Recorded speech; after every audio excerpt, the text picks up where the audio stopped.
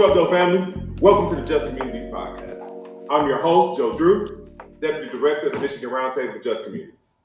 This is a space where we have real conversations about what it takes to build more than just a beloved community right here and beyond. Each week, we're going to bring together voices from the work, that's organizers, that's leaders, creatives, and community members, to talk about the challenges we face, the solutions we're building, and the future we're creating together. And through the First Friday Forum, which is one of our programs, these episodes we tap live community conversations, where different voices, perspectives, and lived experiences come together to wrestle with the issues shaping our communities today. This isn't just talk, it's a reflection, connection, and a movement. Because this is where community conversations turn into community change. We're again excited to be here for the Multicultural Conference and Belonging and Inclusion the Multicultural Conference for Belonging and Inclusion. And this conversation is something that we're all navigating. As I mentioned before, the title of today's conversation is Post-COVID Mental Health, especially in our minority communities. And what makes this conversation powerful is the range of perspectives that we have today on our panel. On the webpage, you all had full bios that I hope you all were able to read. The test will be a little later, but I'm not going to read their bios. What I am going to do is give you a short description and then go into one of my favorite activities to allow each of our panelists to introduce themselves. So first and foremost, Dr. You all know him. Dr. Jim Maher. Did I pronounce that correctly, Dr.? Maher. I won't mess up next time, Dr. Maher. He's clinical director here at the MSP with decades of experience in clinical care training and behavioral health systems. Next up, we have Dr. Lisa Jackson. She's a professor and chair of psychology at Schoolcraft College with a background in behavioral neuroscience and a focus on health disparities and community-based safety. Also our esteemed board chair at the Michigan Roundtable for Just Communities. Next, we have Dr. Andre Johnson, founder and CEO of the Detroit Recovery Project, leading one of the most impactful community-based recovery organizations in the country. And last but definitely not least, we have Demarra West, therapist, author, and founder of Be Well, Beautiful People, bringing lived experiences and holistic healing practices into her work.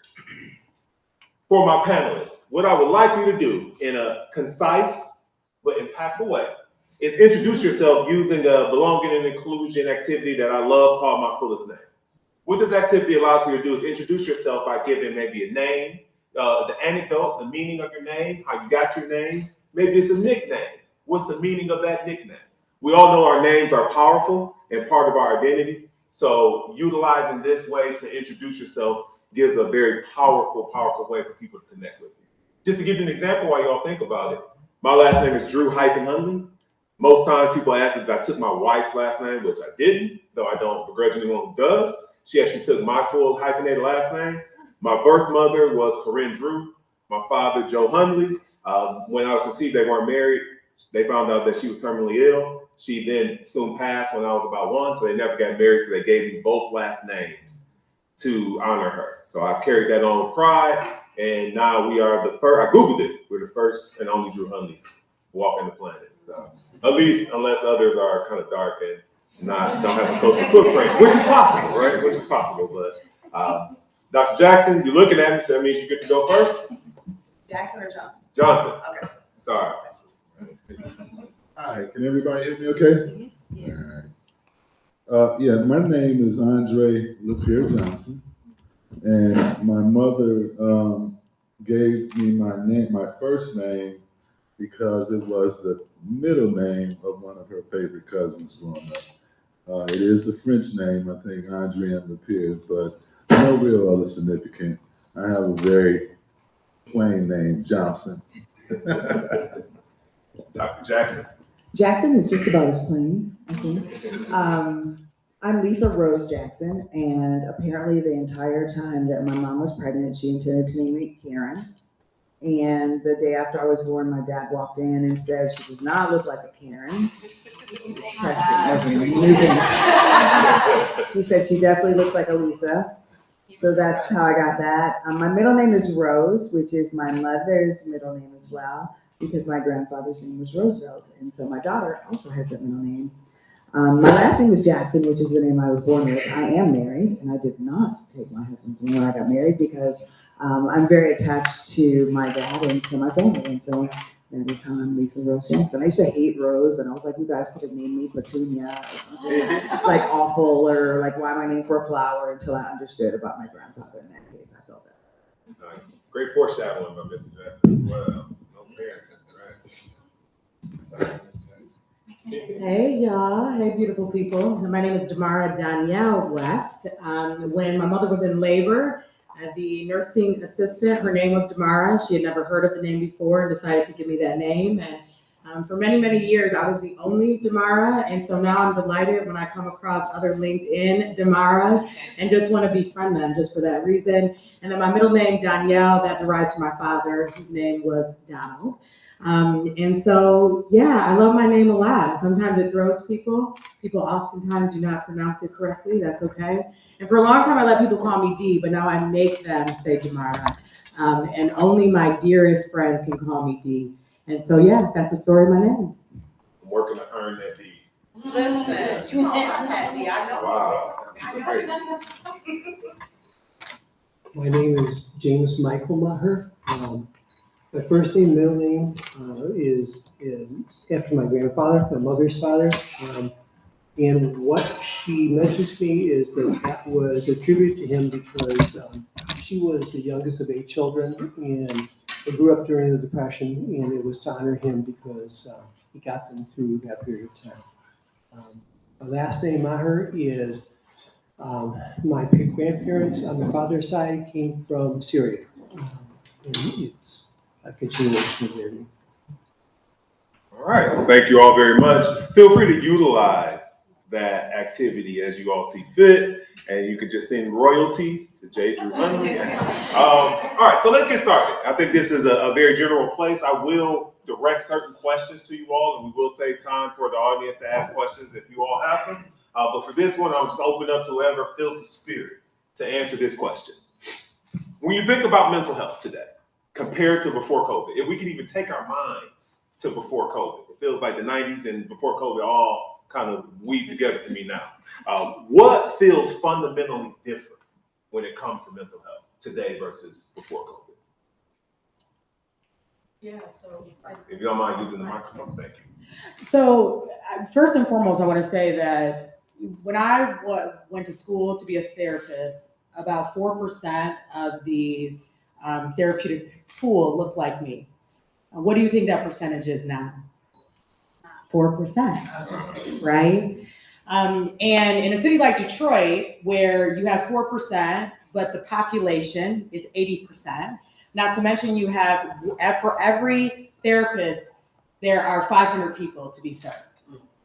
And so when you think about that, right, and knowing that people were already challenged by a myriad of mental health challenges, and then we had this catastrophe happen that rocked our world, that we're still grieving from, that I still can see people masked up from, which is nothing wrong with that, right? Let me say there's no judgment, whatever people feel that they need to be safe.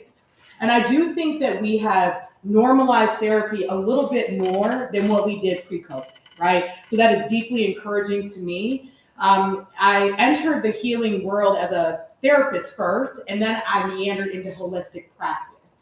You know, so I'm a meditation teacher, a breathwork teacher, nature-based practices, all kinds of things. And so I oftentimes say that therapy has become less and less taboo, and yet these other practices are still very much taboo. And so knowing the efficacy when it comes to dealing with mental health, and that talk therapy has a lot of limitations, unfortunately, when we're talking about PTSD, CPTSD, I think that those trends are still very much present. And what I want to see as we lean into more therapeutic modalities and normalize them, that we're also looking to other ways of practice that helps to support sustainable well-being, which oftentimes goes beyond talk therapy. Now, I believe in therapy, right? I'm a therapist. Trained a therapist will always be a therapist, and it's my orientation. But I also believe that if we're talking about the healing of people, if we're talking about bouncing back more fully from COVID and its effects, It means that we have to widen the conversation more and more and more about what it means to be well, and providing people with lots of different pathways to go about doing that. Please. I'm not a therapist. But for a long time, I worked in the Office of Health, Equity, and Inclusion at the University of Michigan's Medical School, and I often think systemically. So I want to echo everything Demarra said, but I want to think about, kind of you ended thinking about talking about pathways and how we access mental health, and that's been a focus, working with the Roundtable in particular. So I'm very interested in how we get people who have trauma upon trauma, economic challenges, health challenges, certainly mental health challenges, before COVID, and then certainly the deaths and long COVID incidents in the Black community is certainly higher than we see in other communities. And so more trauma on top of that. How do we get them into a place where they can do any kind of therapy? Talking, walking, breathing, somatic work, breath work. And so I've been thinking about how it is more and more necessary for us to take therapy to people, to take basic mental health, basic, blood pressure checks to the people. And so one of the things we worked on really hard was a grant that would allow us to do some mobile kind of work. We think about stigma so much, and with no disrespect whatsoever, a lack of education about what therapy is and what it can do for you. That it's just for crazy people, that it is not something Black people do. We don't do that. My dad ran community mental health in Detroit for many years when I was a kid, and his private practice was almost all Black folks, because back then, maybe it was 1% of Black folks, I have no idea. But, and so I think about how important it is to give folks an entryway, a path to get to understanding what taking care of the mental health can do for them. Because I think, at least in Zone 8 where we do our work, people are struggling to eat. There are no ways to get, prescription meds reliably. You've got to catch 2 buses to get your, metformin or whatever. People don't know if they have hypertension. They're undiagnosed diabetes. And so, and they're in survival mode. And so I think, we're trying to think about, kind of maybe at the very top or at the very bottom, how we get folks to be able to get to that door. Absolutely. Just to piggyback, so I want to just address the initial question. First and foremost, we got to know that COVID-19, it did not necessarily create this health disparity. The health disparity was already present. And I think what it did was intensify and it was more exposed. I work in Detroit, and if you all know the Detroit area, my office is located on 6 Mile, right off I-75. I acquired an old Detroit public school building. When I moved in 2007, we used to average 1 or 2 people on each corner. Now there's an average about 8 or 9 people on each corner, from Woodward to I-75. That's a 5-block radius. So we got to be mindful that mental health is very prevalent in our homeless or unhoused population, and not that therapy is the all answer, is one answer, but the approach has to be a more ecosystem-oriented approach where we bring other entities together for the greater good of the people. Meaning that, people need housing, people need therapy, people need recreational activity, people need yoga, they need meditation, they need mindfulness. We got to make sure that we're able to take that approach. Physical health services. During COVID-19, I wrote a grant, got funded $4 million to develop a certified community behavioral health plan. And that's an approach where we use both physical health. We have a team of a psychiatrist, a medical doctor, nurse practitioner, a psychologist, master's level social worker, and the last is the person with the lived experience. Don't forget though, the value that those people bring to our services as well, because we know there's health disparities, but there's also mental health disparities, there's substance use disorder disparities, and in order for us to really make a difference, we have to have a collaborative approach. Thank you. Thank you.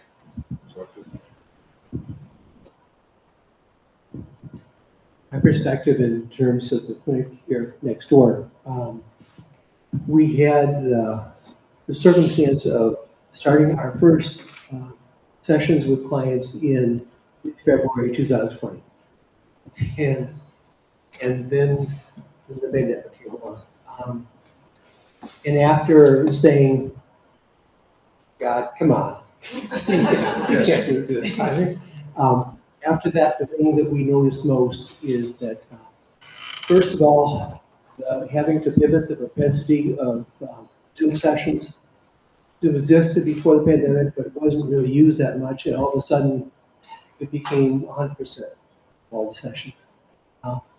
And that was a challenge for our clients, very much. I think the biggest one was, I think in terms of the clients that contacted the clinic would tell me, those who were in the Black community would say, the shift I've had has been twofold. The first is, I lost my job, or more often, I got my hours cut dramatically. And now, either I don't have insurance, or I have such a large deductible, I might as well not have insurance. How can I, if I'm interested in therapy, if I get past the stigma that you talked about, Dr. Jackson, how can I do that? Where is it available? How can I get it? And then the other part of it makes me think of what Dr. Johnson was talking about when he talks about in his book as well. Ecosystem. What they would say is, I love my spouse and I love my children, but I feel like I'm spending way too much time with them now because I'm so socially isolated. I'm so fearful of going out in the community because it's like what Dr. Jackson and I were talking about before we started. Not knowing how it gets transmitted, where do I get COVID, things like that. I'm with my family, and it's been a struggle. I realized that in terms of our ecosystem, it was pretty fragile. He interacted well, but I went to work, my spouse went to work, my kid went to school, and now we're all on the same route. How do we make that work? May I add just one final thing? So what's occurred to me, and I've been living in Detroit now, it'll be 2 years at the end of May. And as I have explored the landscape here, I realize how rare it is still for people to, as I said before, to get therapy from someone who looks like me. We're out. Of course, we're out. And there's something very powerful about culturally responsive practice. I think we talk about this, but unless you have been on the other side of talking to somebody who speaks your language, even if your language is God, right? I always talk about the importance of speaking the language of the client, right? It doesn't matter what your language is. What matters is the world of the client.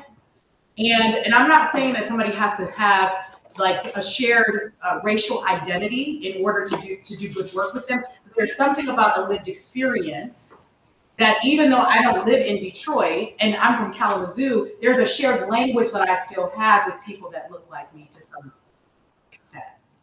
And so as we're thinking about like the efficacy and helping people move along, we've got to really be willing to do the work necessary so that we see the full humanity of our clients and that we can lean into their worlds. Because if we can lean into their worlds, they can overcome anything essentially.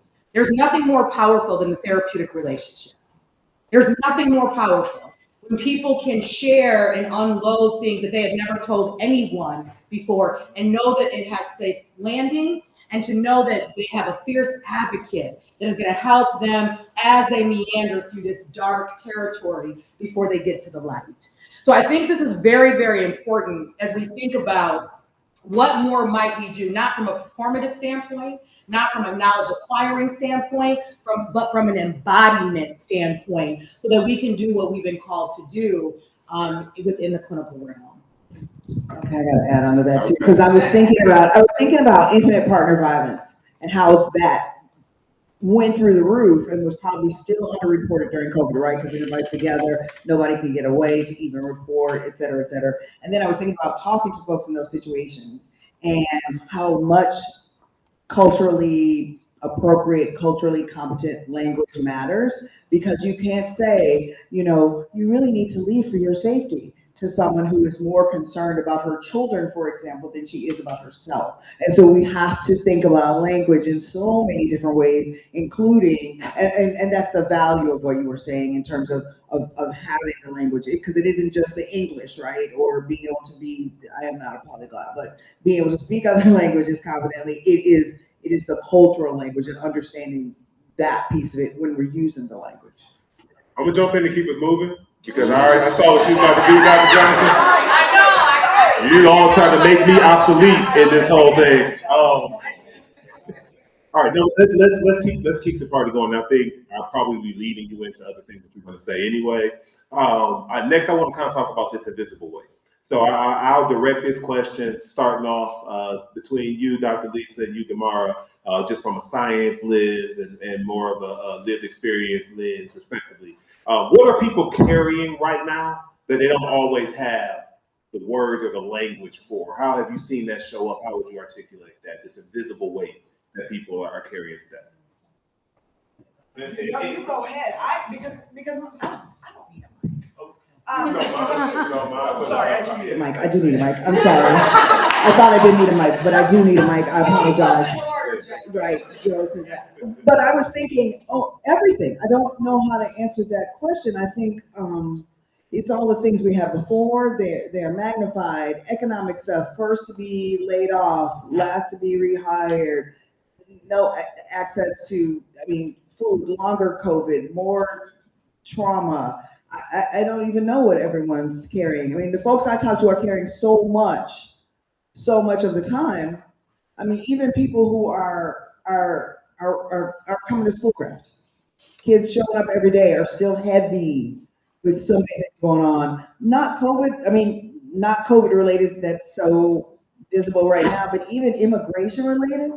And then my students who went through COVID stuff and immigration stuff, like their whole, it's just, you go. So I'm going to do my best to use as much brevity as possible because I have a lot that I want to say about this. And where I will start is here. About 70% of people that pursue therapeutic careers are entering the workforce because of their own trauma. How many people do you think that are on the pathway, no matter how many times that we're told to do our own work, let's be real, we ain't doing our own work, okay? How many people do you think out of the 70% actually seek therapy, which is the number one way that we get support? How many people do you think? What percentage of therapists that actually get support and do therapy themselves? 20%, 10%. It's about 30%. The majority of people that enter into the helping profession. So my first book is titled Me Too, A Therapist's Journey to Heal, Find Liberation, and Joy. And it's about my lived experience with complex childhood trauma. The reason why I wrote this book is because so oftentimes we professionalize our way in spaces. We speak the language of healing, and yet we have not done the work of healing. We know knowledge, we can diagnose someone, we can put a treatment plan in place, but it is taboo still to even name the fact that we too are survivors. So as we are working to normalize this, and one thing, we learn from a therapeutic standpoint that we're not supposed to self-coach. I actually don't believe in that. I believe that we self-disclose if it's going to help a client to move forward in their healing journey. That we are self-disclosing not because it's about us, but because it's about them and helping to make clear what this thing looks like, which is why storytelling is so powerful. So the question around what are people carrying, people are carrying a lot. And then when you factor in non-secure attachment, that's what my second book is about, that just came out, Love Will Liberate. We're talking 30% of the population that has a non-secure attachment style. Guess what? If you didn't rectify some of the caregiving that was not appropriate for you to feel loved and seen and heard, then guess what? You are now an adult and you are walking around with those wounds, and those wounds are showing up in your work. They're showing up with your clients, they're showing up in professional settings, they're showing up in your romantic entanglements, they're showing up everywhere. So as in the words of James Baldwin, whatever we don't face, we cannot heal. And so this is why you hear about people, this is the last thing I'll say, that have breakdowns at the age of 50, 60, 70. Why? Because trauma gets stored in the body. Whatever that doesn't come out is still eventually coming out, y'all. And when we think about disease is oftentimes not the manifestation of what we think it is. Disease is oftentimes rooted in our minds and rooted in the blocked energy in our bodies. This is why somatic practice is so important. Nature-based practices are so important. So when you talk about it's endless the things that we're carrying if indeed we have not done the work of the baggage in which we carried before we became the professionals that we are or aspiring to be. And I'm gonna mic drop on that. I cannot, you might be able to help me. There's a Black woman who wrote a book, and she was in the Black Lives Matter movement. I think she was in some other movements as well. You and I have talked about this book. And what she was talking about is how activists, how nonprofit leaders cannot do their work if they don't do that work. How all of that trauma implicates our decision making, et cetera. So we're out here trying to serve the community, and we haven't done our own work, and how debilitating that is on the person, but also the quality of the work. And you're like, I don't have time. The world is burning. I need to do the thing, but we have to do the work. So therapists certainly, but even folks in the nonprofit sector out there, right, need to do the therapy as well. I'm not a therapist, but certainly I'm in psychology because of my own trauma. I mean, I think so many of us are, and you know, my dad was a therapist, and you know, he was a kind of a humanistic with a little bit of Freud going on in there, and I was just like, oh my God, it is not potty training, Dad, it's not. And as I got older, I was like, it's definitely the brain. And then later, you know, as I got older, we could talk about brain scans, and then he was like, ooh, you know, maybe we can do this, maybe we can do that, and so it evolved a bit, but it's so necessary for all of us. And then I look at folks who don't have access to, I don't know, diabetes test strips. Yeah. Dr. Jim, Dr. Andre, care to add on? The next question is coming to both of you all, so feel free to add on to this, but also be prepared for the next question. No, go ahead. I think the only thing that I would add is that along the lines of what both of you are mentioning, the biggest difficulty in terms of the research, and as well as people that have called into the clinic and talked about with me, is that prior to coming for therapy, their first line of defense was to go to the ER. And no different in many ways than if you were to wait until you passed out, or until you got a heart attack before going to the ER. Not getting that treatment in steps from 1 through 9, waiting to step 10, is how destructive that is. Yeah, and I remember, because I was working at the clinic under Dr. Maher during that time, and we had a number of individuals who were struggling with suicidality. We had a number of individuals struggling post mental health complex PTSD, which was really big. I remember Dr. Maher called me one day. He said, Andre, I got a person who asked for you, a person of color. I thought, oh, I'll get a Black client finally. And it was a young Hispanic man who really talked about his anxiety and stress. And he had become somewhat obsessed with watching Donald Trump on the news. And it created all this type of internal problems. And he also experienced some racism at his job. And so we did a lot of work. And I learned a lot during that process.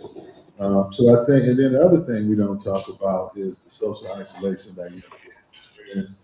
And now those kids are now younger adults who didn't really experience their social skills have become somewhat stagnant.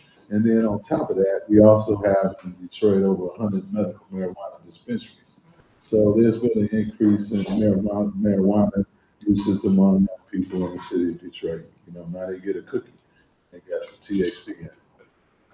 And not to mention all the other things that come. Everything is compounded.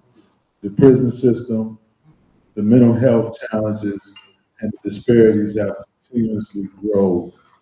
And the city has thrived in other areas, but there's almost a generation of people who have been left behind. I just want to say really quickly, it's not just very quickly. I know you're going to keep us on track, and please do. It's not just young people that are facing social isolation. In fact, the World Health Organization has named social isolation as a pandemic. So this is, and I believe that in part what has driven this is COVID-19, right? We were already increasingly becoming more socially isolated as of 1990 in terms of the data. And so it's the collective, and although we are hardwired for connection, and relationships affect our well-being more than anything else that we will do. More than anything else that we will do. Relationships can take you high to the depths of hell, and they can take you to heaven, if that's what you believe in, right? To paradise. And so I just wanted to name, it's not just young people, it's the collective, right? That is faced with this devastation of social isolation. Thank you all. Jump in here. Kind of piggybacking, it's a very similar thought, but I would love for you all to double click a little more. And I'll start with you, Dr. Andre, if I can. We know that this pandemic didn't impact everybody the same. I think that's a fair thing for us to say. From your own experiences, how did COVID uniquely affect the mental health in the Black and the brown community from what you've seen? And I'll come to you next time. So, I was a student here at that time. And so we experienced isolation because I want to say it was my second semester as a PsyD student. And so instead of being able to come into the classrooms, which the school made the adjustments for us to have our classes remote, and that wasn't the same. And then you all see my lovely wife sitting in the front. We were in the process of remodeling our kitchen, and our entire kitchen was gutted, flooring, everything, no stove, no refrigerator. The Monday that the world shut down, we had to go back into caveman days to cook and eat. Or cook and eat, but and both of our kids were in college, and our kids returned home as well, and we came together as a family to do the best we could with what we had, and we sat down and we had breakfast, lunch, and dinner generally every day, and we played puzzles, we played pranks, we played games, and we were silly. I acted like I boo-booed on myself. And some peanut butter. We just was goofy, right?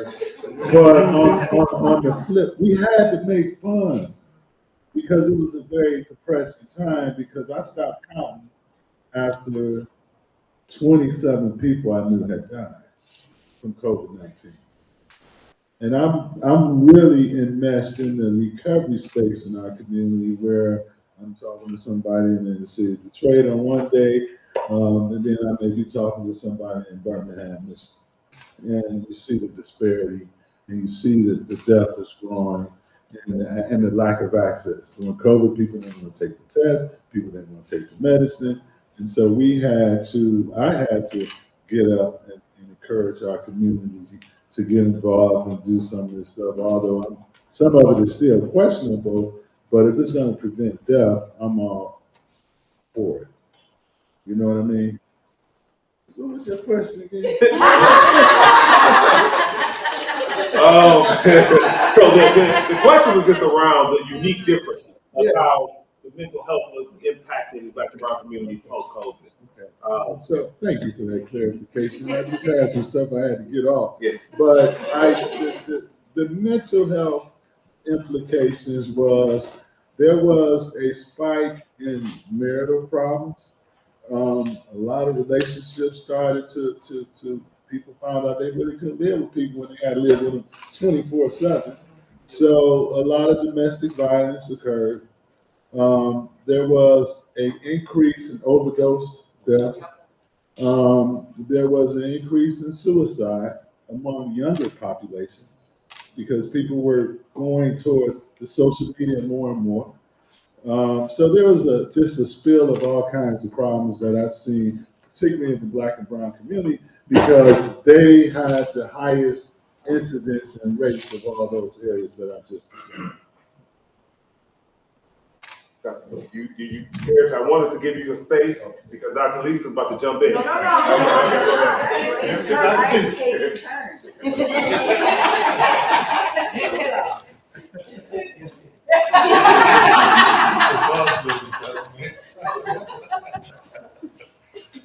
I think there are three things that we noticed at the clinic. The first was a lot of grief.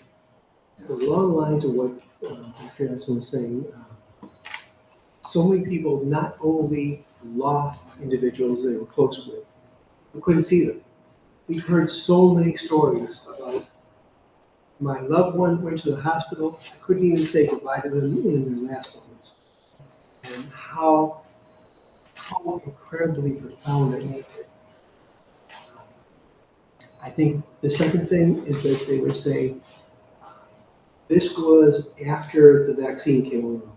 And one of the things that Dr. Jackson and I were talking about is that a lot of people don't remember for a long time there wasn't a vaccine. And so it was a roll of dice anytime you would happen with anybody.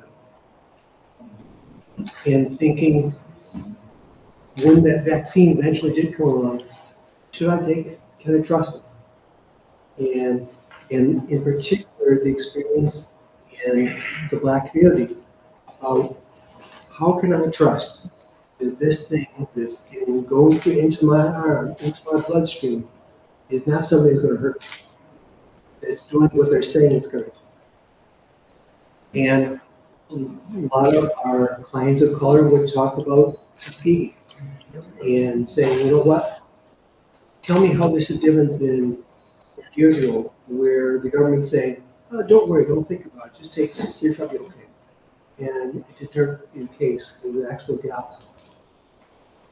Then probably the third thing that individuals talked about most is that we had several clients that said it was very tricky, because what was being discussed is, if I interact with you, it might harm and kill me. And it felt too similar to what they've heard for so many decades in terms of racism. That if you live near me, if I interact with you, if I work with you, if I go to school with you, there's going to be negative impact. I remember talking about COVID during this time. I could not. No, Okay. I always And love just- hearing you speak, Dr. Lisa. No, and very much like what you're talking about, that so many people felt that anxiety of, you know, oh, I'm different, or you're dangerous, or how do we assess that kind of thing? And so we know that Black folks had higher rates of long COVID, higher incidences of COVID, lots of conspiracies that there was tried out on us, and even maybe everybody got it in some sort of benign, natural way, but also then the lack of treatment opportunities would be there would be disparity in that as well, and so Black folks were largely going to be left to die, and that would make room for other people to do work. I mean, and those things were real to people in part because of Tuskegee, but I do want to remind all of us, you guys remember, well, maybe you weren't born, all of you, but 2015, the APA acknowledged that we're still being unethical, we're still doing unethical stuff in 2015 with folks in Guantanamo Bay. So it isn't 100 years ago. We're all aware of how unethical and discriminatory our government is. And so I think, you know, all of that sort of translated into higher rates of suicidality, higher rates of anxiety and depression and complex PTSD. And the economic thing was just added to that. And I think about the disparity between who you saw. I grew up in Detroit, but I live in Ann Arbor.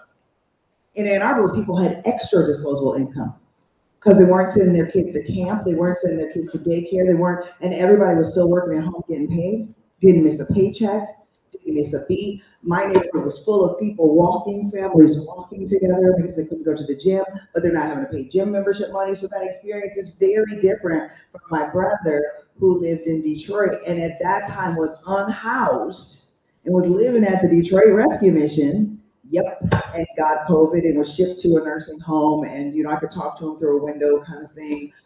And so it's those just tale of two cities right there. But the despair there, and me trying to talk him through this, you know what, this is, because he doesn't want to move to Ann Arbor and live at my house, so he's gonna live in the Detroit Rescue Mission. But the hundreds of folks in those nursing homes with him, struggling with COVID, we don't have a vaccine, we don't know what causes it yet, we don't know how it's transmitted. Because remember when we thought it was like just on stuff all the time, we weren't even thinking it was in the air, and the hopelessness, and you all know that that's one of the things that we are most concerned about with suicidality. So I was very struck by that. We seem to not remember what it was like in the beginning when we didn't know anything.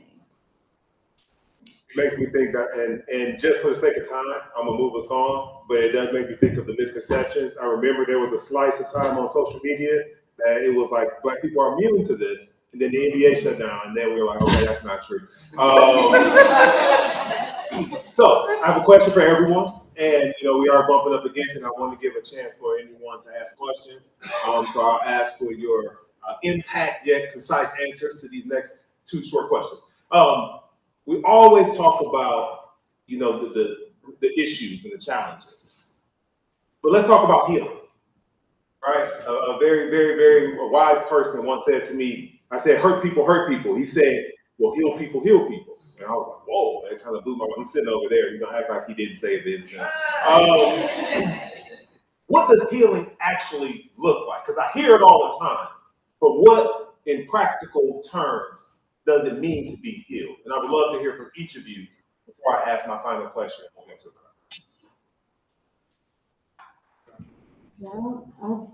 Is that you? Okay. Healing for me is really about knowing that you have the power and the will to be able to live as fully as you choose. You to be able to pursue the career that you want, make enough money for a good quality of life, have quality relationships, move your body in ways that feels good, have a spiritual practice. So I think about well-being on a mind, body, spirit level. And I think that needle moves depending on what's happening in life, right? The extent to which we were well during COVID is not the same to the extent that we're well today, particularly if we've been doing the work, right? And so I think that's what it actually means. And we get to decide for ourselves. Is when I hear clients saying things like, I don't want to have children because you see the state of the world, I'm like, whoa, I see, but do you want to have children? Let's talk about the vision that you have for your life, because I understand that all of these barriers exist, and barriers are going to be here regardless, but what do you want for your life? And it's about having the liberation to be able to say yes to yourself and to say no in times when it doesn't make sense for you, and to know within yourself what you need at any given time to be well. And that is ultimately about your power. Great. Thank you. Thank you. As I hear the question, what I think about is education. I don't mean just in schools. I mean, as far as learning for people, learning from their wisdom. I'll give you an example. I don't know if you're all familiar with this, but I'm a white male. I was born and raised in Southwest Detroit. And in addition to that, was and is still a history buff in terms of the history of the city. And so as a result, I thought I had a pretty good understanding of what went on in the city. And then I had to have the cultural humility when I first started working as a psychologist in a hospital, an inpatient unit with geriatric psychiatric clients. And I think of the presentation from earlier today that Danielle Love gave. And the quote that sticks with me is that Black elders are repositories of intergenerational knowledge. And that's what was the case. And so my time on that unit, I was taking to school in a really good way. About 2/3 of our patients were African American. And I'll never forget one of the interactions with me was a 75-year-old African American man who said, as we got to know each other, I couldn't even stay in this town. It was a hospital in Town River, Detroit. I couldn't even stay in this town. And so that's why it's so ironic I'm in the inpatient unit. And I'm here overnight. And went on to describe to me about sundown towns and what it was like to think about. He would say, I would drive down south from Detroit toward Monroe, and I would intentionally avoid certain towns, take other routes, because there were signs as you went into the town, yeah, no blacks interested here. Keep driving, keep going. Talking about that, talked about the Burwood Wall and what it was like that there was literally a wall built on 8 Mile. And thinking, okay, how many people know that? How many people of younger generations know that those things happen? So that's why I think when that happens, it was decades before. I'm like you, Dr. Jackson, I'm dating myself. It feels like this was like 1920. It wasn't. The sad part, it was 1995. And thinking, why didn't I know this? Why didn't I know this, and why might a lot of people not know this in the future? That's why I think education would be so much a part of it. I was thinking about healing is community.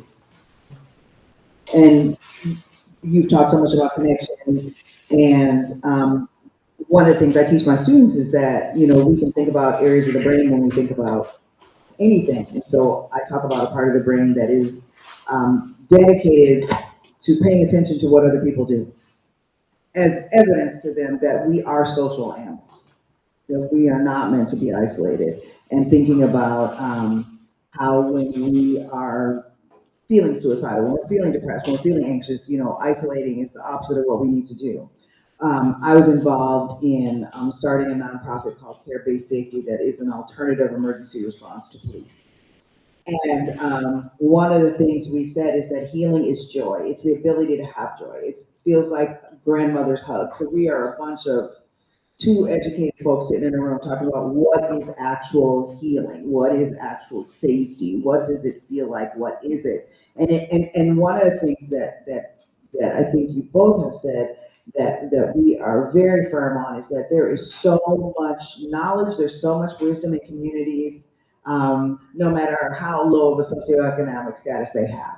There are resources there, and we need to make use of those resources, and people need to understand that they are the resource. And I could tell you examples, city after city after city, where a neighborhood or a block gets together and decides to solve a problem and does so in an appropriate manner for the people in that community.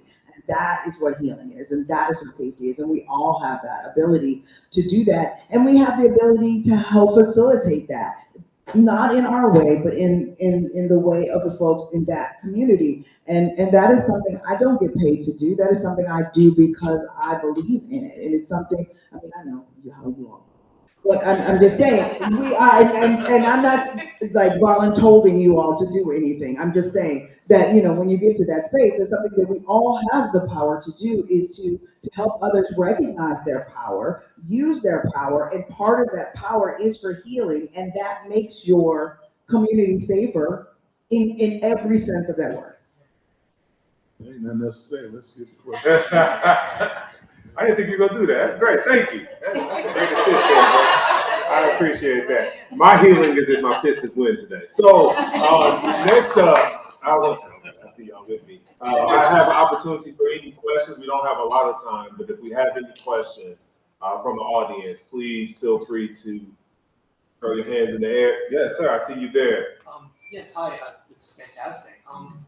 My question is, coming as someone coming from the American community where discussion around mental health was borderline taboo until about maybe 10 years ago, I think the issue, I think there's also the cultural dynamic of an individualist belief versus a collectivist belief. And so, because part of the reason that it was such a stigma was because you having mental health problems reflected on your family, which then was a reflection on the entire community.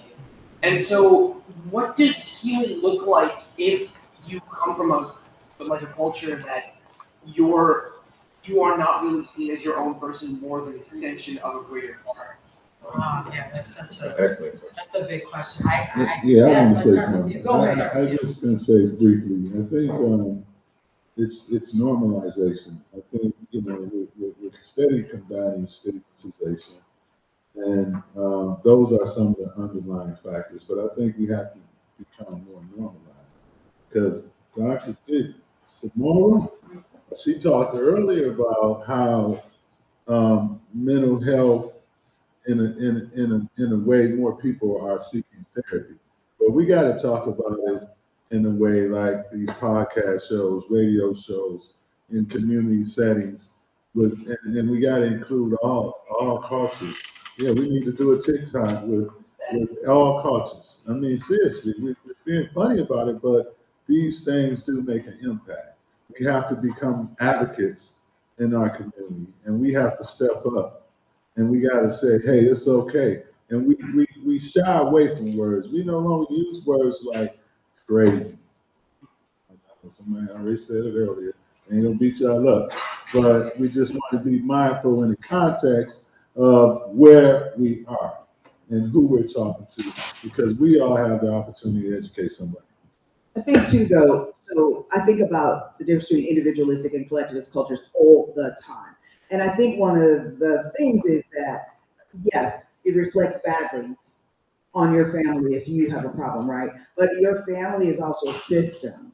And so if you are struggling, then your family is struggling. And so even if it is within your family system, your family loves you, your family wants the system to be well. And I think that's where it seems like people have success.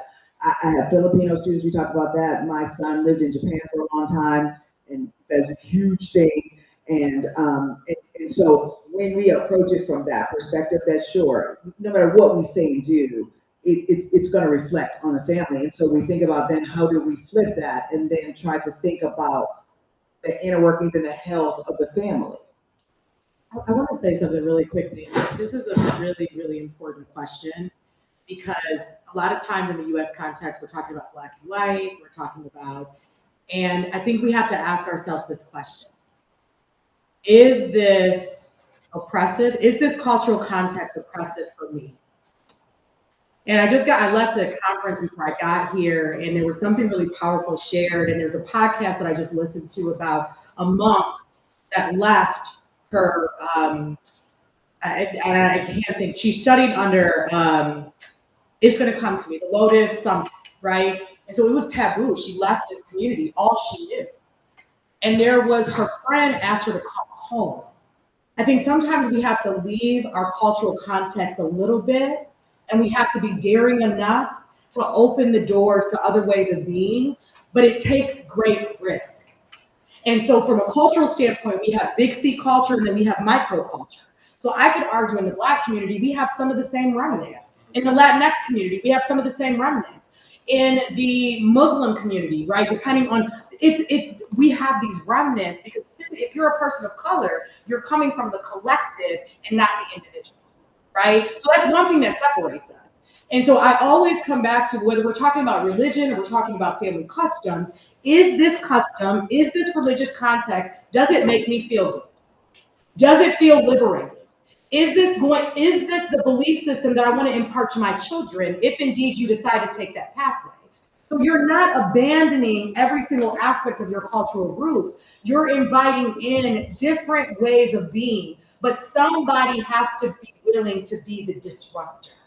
And I understand that takes a great deal of risk, but somebody has to be the person that separates from the pack and leaves to do something different for the restoration that's needed for the collective. Because even when we leave, I remember when I wrote my first book, my family was up in arms, y'all. They were mad at me. Oh, you got to tell our business as a family? Because I can't talk about my trauma without talking about my mother, without my father, without the ways that my siblings were also impacted. It's my story, but it's their story too. But what I've learned is that as we are on the pathway of healing and liberation, eventually people will come along. Everybody's not coming with us, y'all.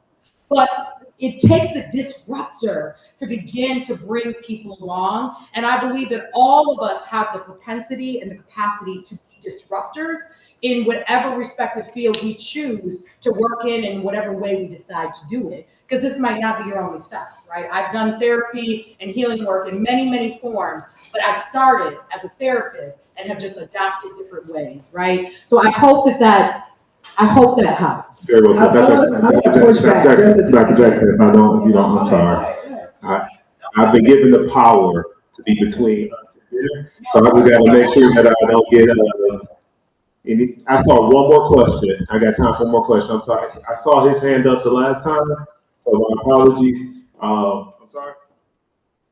I know. I've only got enough time for one more. So if you don't mind, sir, I'll get to you, and then during dinner, you can walk up to him and ask him a question. When you talk about the especially during the COVID era, I mean, personally, there was so many questions. First, you can't see people, you can't go to institutions. Without that, in addition to that, you question how can there be some spiritual being that's going to create such a devastating global concern. And I'm wondering, I think we all face some form of mental health things that we do. And what are ways to introduce spirituality as a healing method effective? I have time for one answer. No,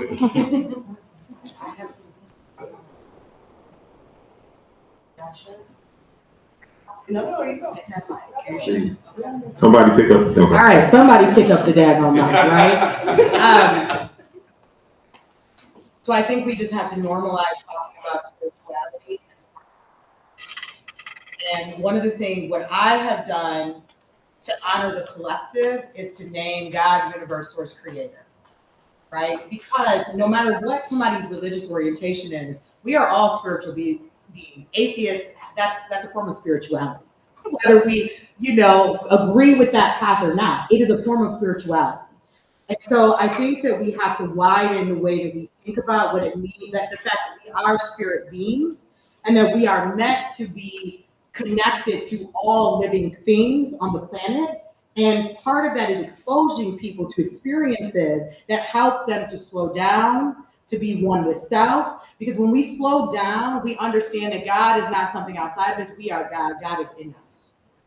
And it's really just a matter of us channeling that through practice. And I oftentimes say, all we have is practice.